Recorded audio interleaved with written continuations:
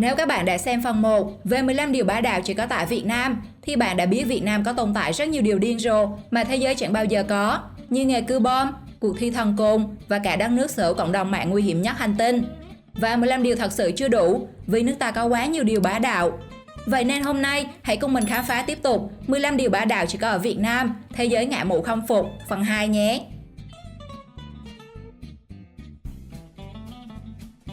15. Bún chưởi. Tôi khó tính lắm. Mà khách ăn cái bàn không ăn được khỏi về bà. Thế thôi.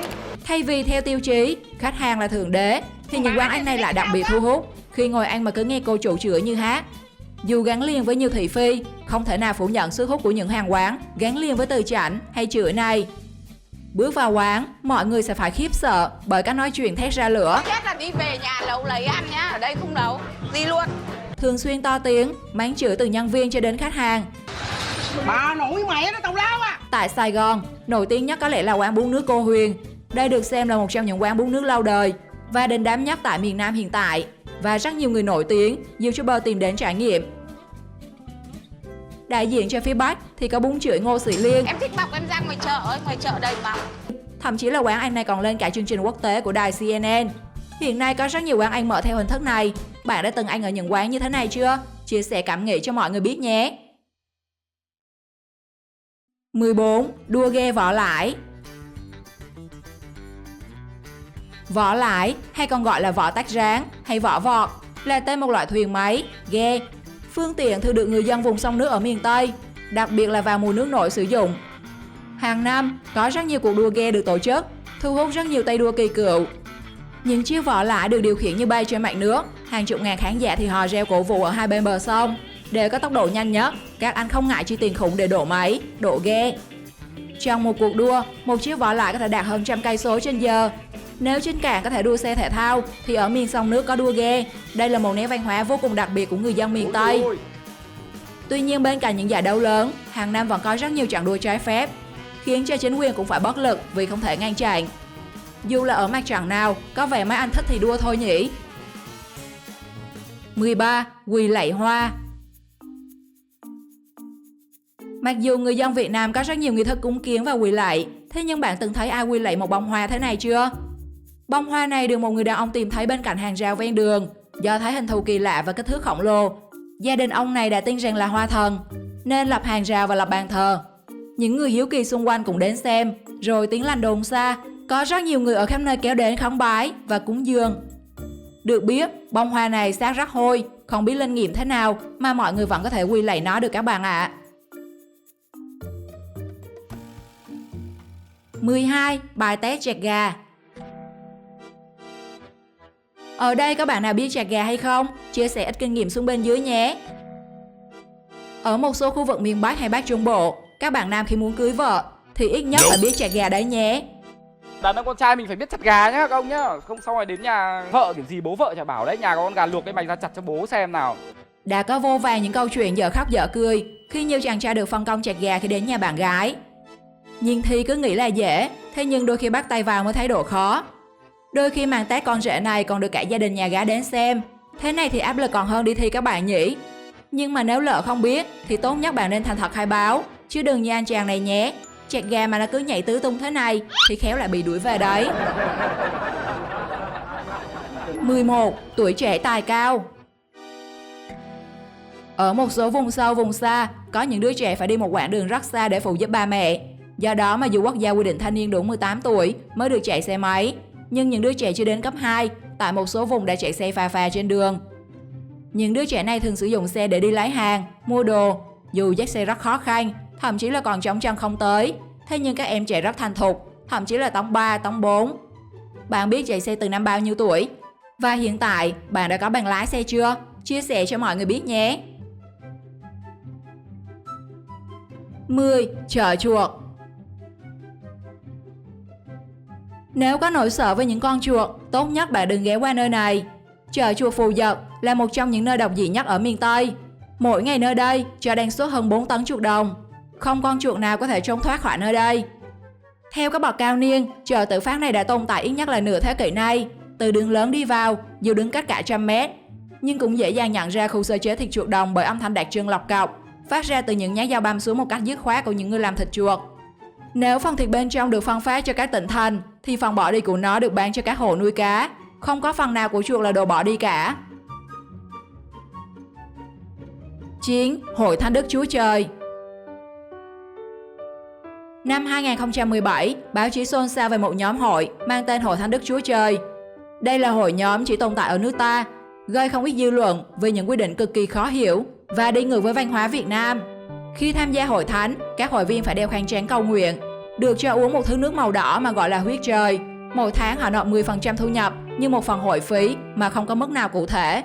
Điều mà Hội Thánh Đức Chúa Trời gây phẫn nộ nhất chính là không thờ ông bà tổ tiên. Nhiều người sau khi tham gia đã về đập phá gia tiên, gây ra những cuộc xung đột gia đình. Thêm vào đó, nhiều sinh viên khi trở thành hội viên thì đầu óc u mê, học hành sa sút. Thậm chí nhiều người được gia đình ngăn cản, khuyên nhủ nhưng vẫn từ bỏ việc học. Đặc biệt, tham gia hội thì dễ, rời đi thì khó. Nhiều người đã bị đe dọa là kẻ phản bội, phải bị xử tử, chết không được siêu thoát và nhiều điều khác. 8. Nói tục, chửi thề. Dường như bây giờ ta có thể dễ dàng bắt gặp những câu nói tục, chửi thề ở bất cứ nơi đâu. Người thường xuyên sử dụng phần đông là các bạn trẻ, thậm chí là các bạn nhỏ. Không chỉ các bạn nam, mà nhiều bạn nữ cũng hưởng ứng phong trào này một cách nhiệt tình. Có một thời gian, việc các streamer có thói quen nói tục thường được báo chí nhắc đến nhiều lần, khiến họ phải thay đổi và chú ý đến những câu từ trong lời nói. Tuy nhiên, thay vì nói thẳng ra như lúc trước, thì hiện nay các bạn trẻ lại sử dụng các từ lóng hay mang nghĩa tương tự để thay thế. Bạn có hiểu những từ như định mệnh, đậu xanh không? Và còn từ nào bạn hay dùng? Chia sẻ cho mọi người biết nhé! 7. Phụ nữ Việt Nam. Nếu ở thành thị, các chị em Ninja League nổi tiếng với những màn lách theo cách mình thích, nhích theo cách mình yêu, thì các chị em phố núi lại là một đẳng cấp khác. Nếu hội anh em cho rằng bán sang cho phụ nữ là một tội ác, thì khi xem cảnh phụ nữ vùng cao thồ hàng, chạy xe bon bon trên những cung đường đèo hiểm trở, chắc hẳn không ít người phải rút lại câu nói trên. Những đoạn dốc, khúc cua cũng không hề làm khó được những nữ lái buôn. Có những đoạn đường nguy hiểm tới nỗi người lái phải đưa bánh trước ra sát bờ vực, rồi lùi xe để bẻ lái hết cỡ mới có thể vào cua. Đôi khi còn có những người khác hỗ trợ kéo xe lùi lại phía sau mới cua được. Nếu được hoán đổi, có lẽ cánh mày râu cũng phải chịu thua các bạn à.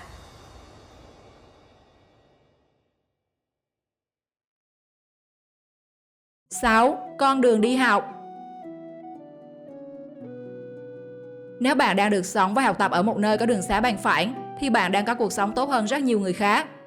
Ở những nơi địa hình trắc trở, các em học sinh gặp rất nhiều khó khăn trong việc đến trường. Cầu kênh không hoàn thiện, các em phải sử dụng rất nhiều cách thức để qua sông đi học. Tại Quảng Ngãi, hàng trăm học sinh ở xã Sơn Bao phải đu dây, kéo bè vượt sông sâu để đến trường. Nếu những ngày nước dâng cao, chảy xiết sẽ vô cùng nguy hiểm khi vượt sông. Ở một nơi khác, các em ở Điện Biên phải chui vào bao ni lông để người lớn túm bọc đưa qua suối. Điều này không chỉ trẻ em mà cả người lớn cũng đang đánh cược mạng sống của mình để đổi lấy con chữ. Vì vậy, hãy luôn trân trọng cuộc sống mà mình đang có các bạn nhé.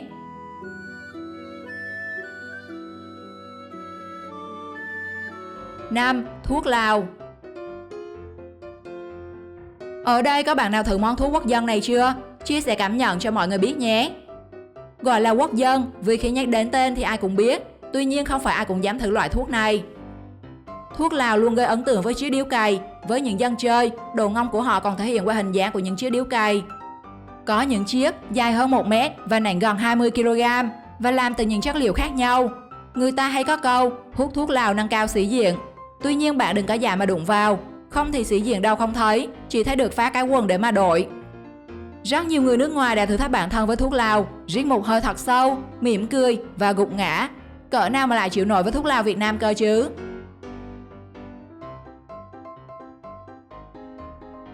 4. Giang hồ Việt Nam. Có lẽ giang hồ trên thế giới chẳng nơi đâu như ở Việt Nam. Thay vì hoạt động theo hội nhóm, luôn kín tiếng mà hạn chế xuất hiện trên truyền thông, thì tại nước ta, các anh chị giang hồ rất chịu khó livestream, giao lưu với mọi người trên mạng xã hội, thậm chí là mở các lớp đạo lý và có những câu nói lọt top trending, thậm chí là có cho mình một lượng fan cuồng nhất định. Một số cái tên nổi bật có thể kể đến như Khá Bảnh, là do bạn không chơi đồ đấy bạn ạ. Huấn Hoa Hồng, Ôi trời ơi, Dũng Trọng, Tiếng Biệt. Còn cái nịt Đó là chưa kể, một số người còn chi tiền đầu tư cả MV, phim ngắn, dấn thân vào showbiz như Phú Lê, Khá Bảnh. Bạn có biết cái tên giang hồ này không? Comment xuống bên dưới nhé! 3. Quái xế. Nếu như công an có nhiệm vụ chặn xe để điều tiết giao thông, thì những quái xế lại chặn xe để gây tắc nghẽn giao thông. Họ thường đi theo nhóm, bóp kèn và nẹt bô in ỏi. Các quái xế rất ngang nhiên lấn chiếm đường, không đội mũ bảo hiểm, chặn đầu xe lớn, tạo các đường đua bất hợp pháp ở bất cứ nơi đâu họ muốn. Trong mắt họ, dường như các điều luật giao thông đều không có tác dụng, thậm chí còn quay clip, chia sẻ lại trên mạng xã hội. Đường trường chưa đủ, một nhóm quái xế đã chặn luôn một đoạn đường cao tốc để đua xe. Những điều này luôn khiến những người lái xe, người dân xung quanh cảm thấy phiền hà. Và dĩ nhiên, các trường hợp này luôn được các anh cảnh sát nhanh chóng bế lên phường Anh Bánh uống trà.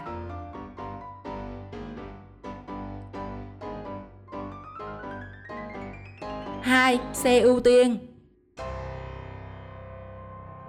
Đoạn video các xe nhường đường cho xe cứu hỏa này rất nổi tiếng trên mạng xã hội. Cứu hỏa, cấp cứu là những loại xe được ưu tiên nhường đường. Tuy nhiên đây có vẻ chỉ là trên lý thuyết, khi mà việc nhường đường trên thực tế ở Việt Nam lại khác. Không ít các trường hợp các xe cứu thương bị mắc kẹt giữa dòng xe, hú còi inh ỏi nhưng không ai nhường đường. Nhiều tài xế còn vô tâm đến nỗi cố tình cản đường. Chỉ khi công an đến hỏi thì tìm lý do. Việc chặn đường làm chậm các chuyến xe này rất dễ dẫn đến những hậu quả thương tâm. Đã có những trường hợp bệnh nhân vì bị kẹt xe cấp cứu mà qua đời. Nhiều căn nhà đã cháy rụi vì cứu hỏa đến chậm vài phút. Hãy luôn nhường đường cho các xe ưu tiên nhé, vì bạn đang giúp đỡ rất nhiều người đấy.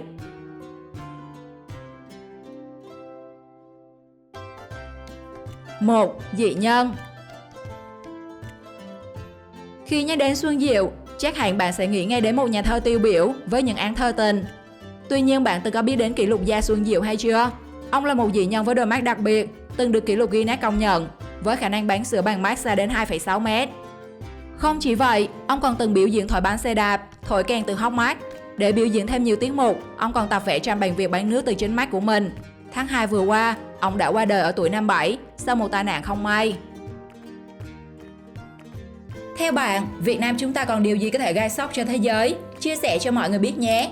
Đừng quên like và subscribe để theo dõi nhiều video hơn. Xin chào và hẹn gặp lại các bạn trong những video sau.